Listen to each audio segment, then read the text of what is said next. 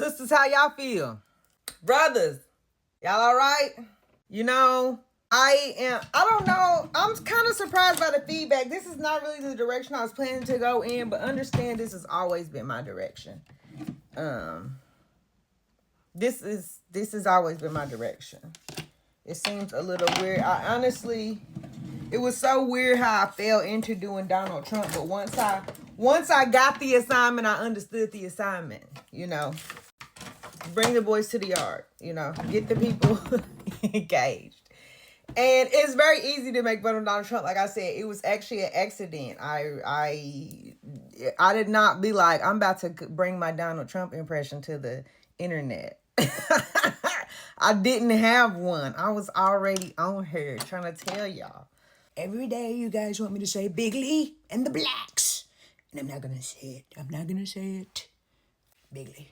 But some of y'all didn't know I was a therapist. Y'all just only seen me do Donald Trump, so you never even heard me talk. But I as a therapist, I'm talking to so many people, women who have been hurt and abused. And when I talk to them about their family of origin, a lot of them are coming from the church. A lot of these are pastors' children or ministers' kids, or, they're being sexually, verbally, psychologically, physically abused in their homes and going to church week after week, Sunday after Sunday, listening to their parent preach to others.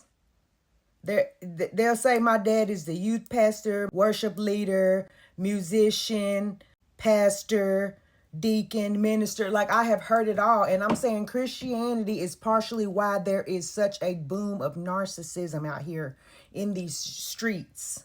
When I say it's harmful to women, women overwhelmingly are being harmed by sexual, physical, verbal, and mental abuse at the hands of men who claim to love God and who are in leadership in their churches. Narcissism is bred from Christianity. Not exclusively, but I'm saying religion in general. You're saying God is jealous. You're only made to worship him all day. And that's the only reason why he created you, is so you would tell him how wonderful he is. Why would God, the creator of everything, need that from you?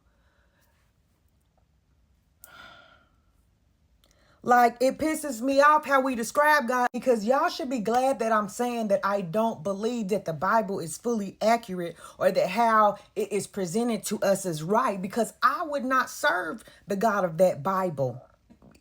When the church people get to tussling about God being a he and all of that, your God is a he.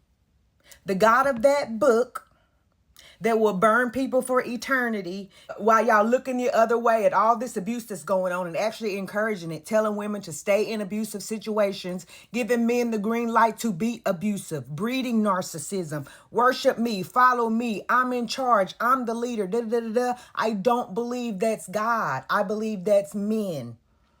And I wouldn't serve a God like that.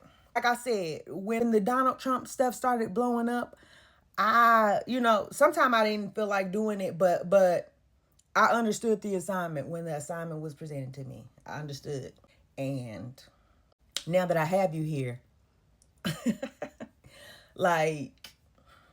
and I think it's so interesting that people will say, like, you're so brave to use your platform for this, or so brave for even speaking up. That just shows the bullying, the level of the bullying that Christians do, because they think that they're right. Why are you leading people astray? Why would I not tell people what I believe is right? If I agreed with you, you would want me to do that. You're saying I can't tell them anything but what you believe and what you agree with, or else I'm leading people wrong, or I'm abomination, or whatever. If I said it out loud when I thought one way, and I've gathered more information and did more digging and personal investigation and deconstructing and reconstructing, and I came to a different conclusion, is it not my responsibility to come back and say, I said this at one time, but you know what? After further investigation, I believe that. Now, there's been an evolution in my thought process. Me and one of my sorors is working on a podcast, but we can't get it together. I'm trying to get her to come up to DC. She wants me to come to Atlanta, and I don't want to do it not in the same room, like. But we'll see. I'm going down there next month, and but I am going to put some of this on YouTube. I have been needing to. You can't play with YouTube. You know, I can sit here while I'm unpacking Amazon boxes and talk shit to y'all about what I think. But I just feel like when I go to YouTube, I need to be so fucking for real. And I'm getting there. Because the videos are already too long. Like, I'm having a hard time. I'm chopping them up and making them digestible for TikTok.